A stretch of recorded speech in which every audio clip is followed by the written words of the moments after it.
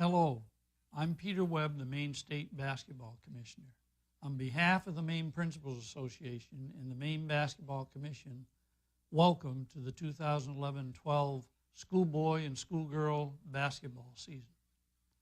The Basketball Commission is sponsored by the MPA and is in its 55th year of existence.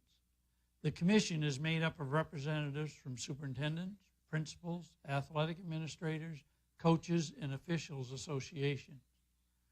The commission exists to ensure and enhance the communications between all organizations involved with Maine high school basketball. The commission is represented by a commissioner. The MPA and Maine Basketball Commission are appreciative of the Maine Association of Basketball Coaches funding of this video clinic. At this time, it is my pleasure to introduce Peter Murray, President of the Maine Association of Basketball Coaches. Thank you, Peter. Hello, my name is Peter Murray, and I'm the boys basketball coach at Dexter Regional High School and the President of the Maine Association of Basketball Coaches. The MABC, in conjunction with the Maine Principals Association and the Maine Basketball Commission, is again proud to bring you this rules interpretation video. It takes many different groups working together to provide the traditional basketball experience we've come to expect during the winter season. School administrators, officials, the Maine Principals Association, the Maine Basketball Commission, and certainly coaches all play a vital role in making the basketball experience for our students so special. As we embark on a new season, it is important that all coaches throughout the state realize the significant role that they play within their schools and communities. Fans, parents, and certainly players look to their coach for leadership. As coaches, we must accept this responsibility and make sure that we do our part to provide a positive, memorable experience for everyone involved. Remember, working together, we can make this season one that we can all be proud of. Best of luck this season. I hope you all enjoy being a part of Maine's tradition-rich basketball experience. Thank you, Coach Murray, and thank you, MABC. For the 8th consecutive season, the National Federation of State High School Associations have had very few rule changes in basketball. The state of Maine adopts the National Federation rules. They are the rules of the National Federation, not Maine's rules, not the Commission's rules, not the Commissioner's rules. With that being said, let's now take a look at the changes for the 2011-2012 season. The first change involves the center circle line specifications. The center restraining circle specifications were changed to permit a minimum of a 1/4 inch wide single line, but a line no wider than 2 inches to designate the outer edge of the circle. The line must be continuous and clearly visible. Looking at the slide, we see 2 1/4 inch lines going through the center of the circle, depicting the division line. The line is visible to players and officials. And then at the blue arrow, look at the very narrow line with the outside edge of the circle, which now is legal, a minimum of a 1/4 inch. Many existing courts already have a center circle that has a single 1/4 inch line. The committee believes this change will provide consistency in the rule, once again depicted in this logo. The next change is arm compression sleeves. The specifications regarding arm compression sleeves were changed to require the item to be white, black, beige, or a single solid school color. All arm compression sleeves worn shall have only a single manufacturer's logo that does not exceed 2 1/4 square inches. The sleeves shall be the same color for each team member. They need not be the same color as the headband or the wristband. Arm compression sleeves must be worn for medical purposes. Under the previous rule, arm compression sleeves had no logo restrictions, could have multiple colors, and teammates could have worn a variety of different colors. The change has eliminated that. Looking at a slide showing it, in the slide to the left, we see 55 and 33 with arm compression sleeves of white, which are legal. They happen to match the headband, don't have to. To the right, we see 32 and 55 in blue compression sleeves, which are legal because they're a solid school color. They don't match the headband, and neither do they have to. Another change, this one having to do with playing the game, involves team control during a throw-in. Under the previous rule, there was no team control during a throw-in. The penalty for a common foul committed by the throw-in team after the throw-in had begun resulted in free throws if the offended team was in the bonus. The change primarily affects how foul penalties will be administered. Now, with this rule in place, there will be no free throws. In essence, that is exactly what the rule is accomplishing. When a team has a ball out of bounds for a throw-in, during that throw-in, if a common foul is committed, it won't be penalized by free throws. Only team control fouls occurring during a throw-in were affected by the change. The change, it should be made clear, does not affect any of the following rules. It doesn't affect the 3 seconds in the lane rule. It has nothing to do with a pivot foot. You cannot have an illegal dribble out of bounds. It does not affect the backcourt rulings, over and back, and it doesn't affect alternate possession throw-in rules. It simply eliminates the free throws. These rules come into play once a player has control of the ball on the playing court, just as in past years. Here's an example of a player throwing it in and his teammate 15 pushing the white player from behind. This would be a team control foul. There would be no free throws awarded, and the white team would be given the ball out of bounds for a throw-in.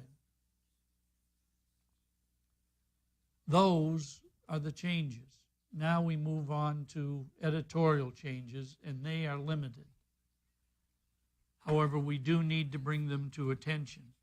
The basket ring has been a concern, and you'll note here that it's recommended that the basket rings be inspected for rule compliance. Oftentimes our gymnasiums are used in the summer, maybe used by men's league and so forth, and there may be a lot of grabbing or hanging on the rim. The rim loosens up and at times actually catches the ball when it's shot. The rings before the season starts should be calibrated, and then probably early or mid-January it would be good to calibrate them again. This is a strong recommendation. Uniforms, once again, only a recommendation, and it's best to look at the slide where we have a white team and two players that have blue for a color, but they've chosen a light blue or that looks almost gray. Very difficult to distinguish between the two teams in hectic play. On the right-hand side, we see that same team with the darker away uniforms. That is what's desired. Team members' equipment and apparel. This slide infers or brings out that with injuries, we are having equipment designed that are legal and safe more and more. And the point is of this slide that the rules are realizing that this equipment is available, and hopefully more players will be able to play with even with minor injuries with these the extra equipment. The intentional foul. There's a change here, and we look at the bottom bullet in this slide. It involves contact with the thrower in. It will be an intentional foul when the thrower in has his hand or hands or her arm or arms in play, in bounds, and in trying to play the ball, which is legal, to knock it out of their hand or to cause a jump ball, should the defensive player foul the thrower in, it is automatically an intentional foul. That's the same thing that it has been when the player inbounds reaches across the boundary and fouls the thrower in. That concludes the rule changes and the edits. Now moving on to the points of emphasis for the season. These points of emphasis are derived from around the country. One or all of them are not necessarily so to our state of Maine or any other state in particular. However, things can be gleaned by, they're usually review items of concern that are good for all of us to be made aware of. Sporting behaviors, that is the first of the 3 points of emphasis. State administrators in the National Federation Basketball Committee do have continued concerns about certain behaviors.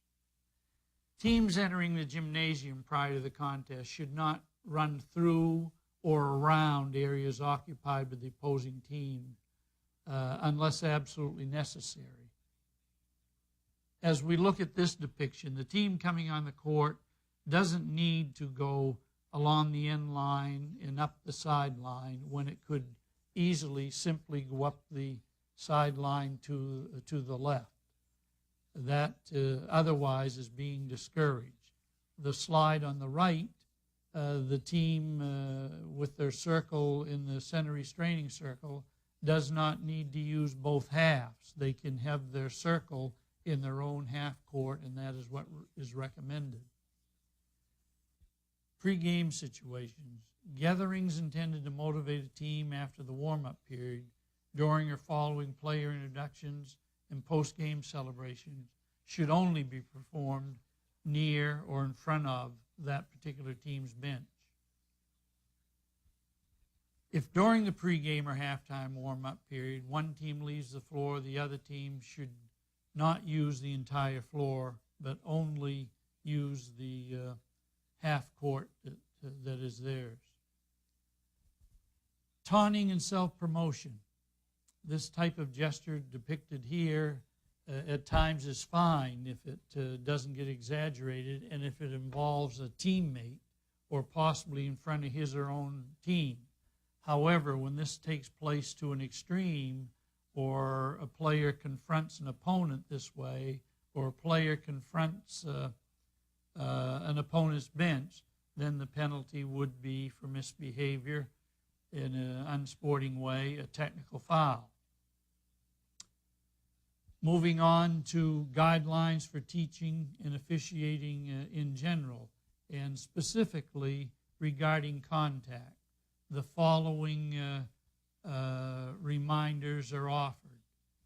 One area of contact, hand checking and body fouls. The use of a hand or hands, arms, forearms, and a body that permit the offensive player to have an advantage over the defensive player, to control that player, is of concern. See here we have number 30 with a hand on the hip of 24 in hand checking. Here to the right, we have an offensive player wrapping an arm out to push off a hip or prevent a player from the player moving to their right, referred to as hooking in the modern day basketball term, is another concern. So a hand that's on and off and on is a concern.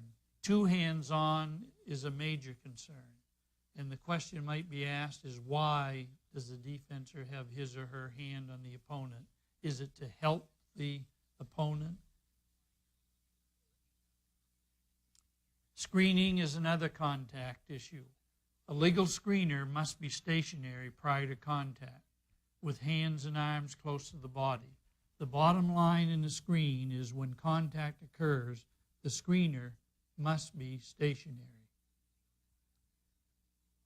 When screening a stationary opponent from behind and the player is outside the opponent's field of vision, the screener must allow the opponent one step backward without contact. If the opponent being screened is moving, the screener must allow up to 2 steps to allow time for the opponent to stop or change direction.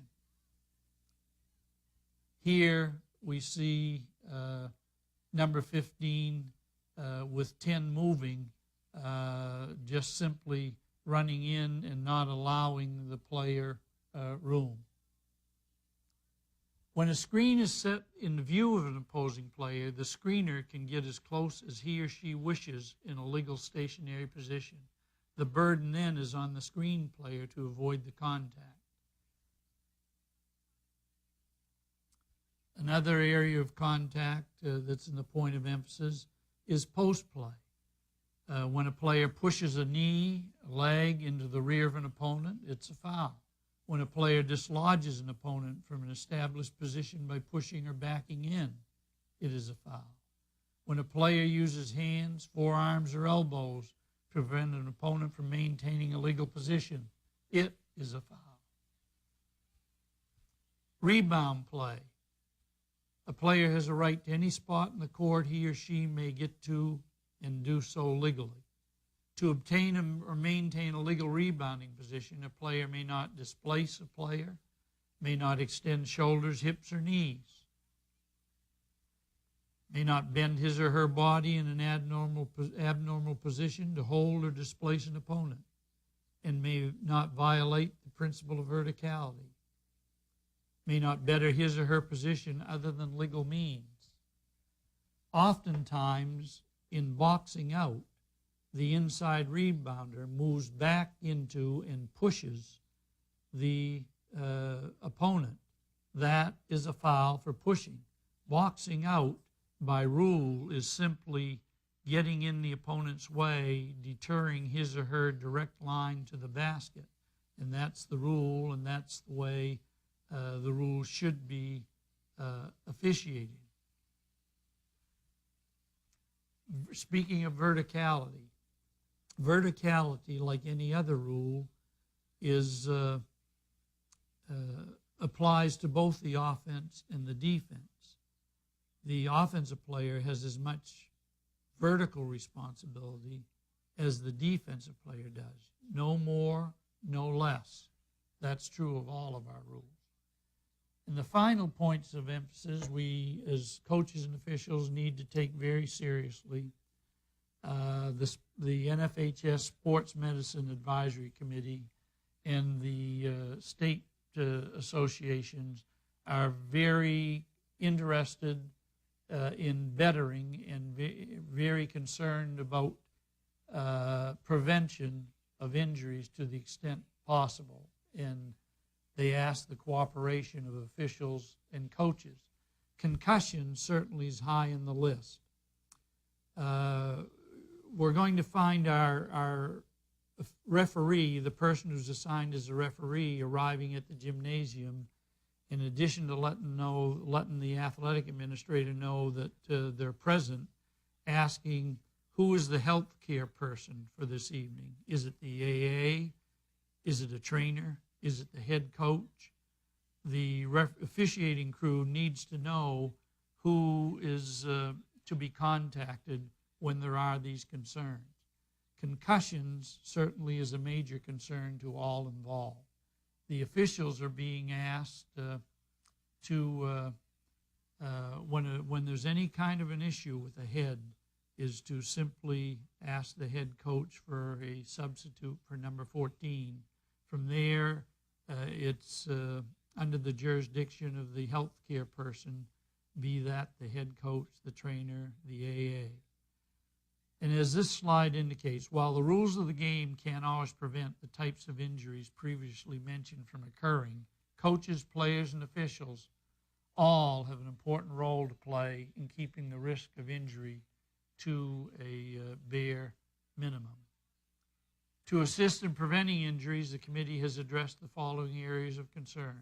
Coaches and officials must be able to recognize the signs and symptoms of a concussion and be well-versed in and follow NFHS and the respective state association concussion guidelines. The same is true with other injuries that occur. We need to, as coaches and officials, err on caution, err on safety. This concludes the 2011-12 MABC video clinic. Thank you for listening. Best wishes for an enjoyable and successful season.